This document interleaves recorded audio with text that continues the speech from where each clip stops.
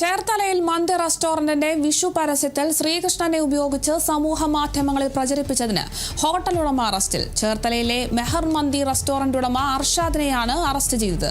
വിശ്വാസികളുടെ മതവികാരം വ്രണപ്പെടുത്തിയെന്ന് കാട്ടി ആലപ്പുഴയിലെ അഭിഭാഷകൻ നൽകിയ പരാതിയിലാണ് കേസ്. പോസ്റ്റർ തയ്യാറാക്കിയത് പുറത്തുനിന്നുള്ള ഏജൻസിയാണെന്നും തന്റെ ശ്രദ്ധയിൽപ്പെടാതെയാണ് ഇത് സംഭവിച്ചതെന്നും ഉടമ വീഡിയോയിലൂടെ വ്യക്തമാക്കി. വിവാദമായ ചിത്രം പ്രചരിപ്പിച്ചിട്ടില്ലെന്നും അദ്ദേഹം കൂട്ടിച്ചേർത്തു. അറസ്റ്റ് രേഖപ്പെടുത്തിയ ഉടമയെ ജാമ്യത്തിൽ വിട്ടു. മുൻകരുതൽ നടപടിയായി ഹോട്ടലിന് മുന്നിൽ പോലീസ് കാവൽ ഏർപ്പെടുത്തിയിട്ടുണ്ട്.